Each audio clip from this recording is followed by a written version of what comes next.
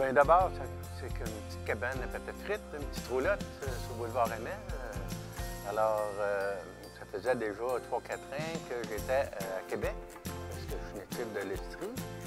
Puis, je voyais la petite cabane, puis ça m'attirait.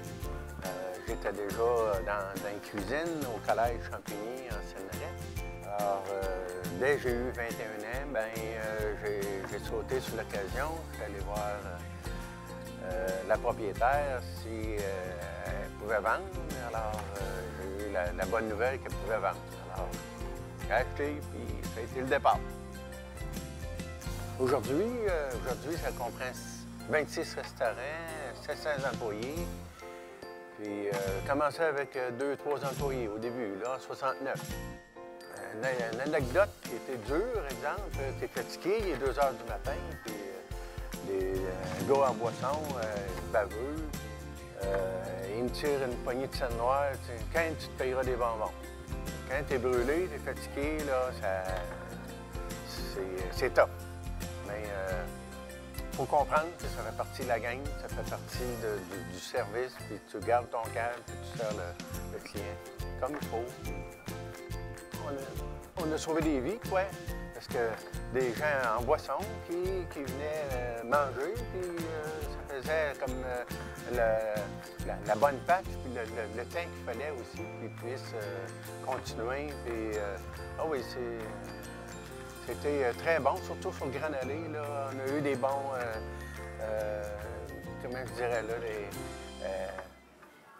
des bons moments à aider les gens, quoi.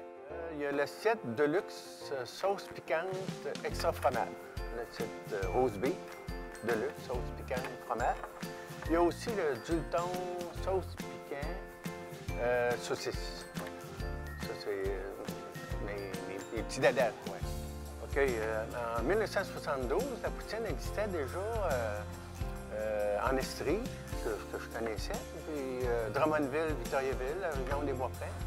Puis finalement, l'hiver, nous, on fermait la cabane à patates. On rouvrait seulement au mois d'avril.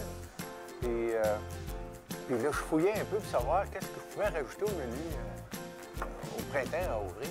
Fait qu'en 72, j'ai ramené la poutine à Québec. Puis ça n'a pas été facile parce que le fromage à grains n'était pas connu au Québec. Il a fallu que je fasse goûter en petits gobelets, le fromage à grains, la sauce, puis faire découvrir aux gens là, que le cheddar, d'abord, existait, puis que c'était rajouté sur les frites avec la sauce. Ça existait en Estrie. Puis au fil des années, ça a pris du temps quand même, 5-6 ans avant d'avoir des volumes intéressants. Mais par contre, j'y croyais, puis ça a été un gros plus dans nos restaurants.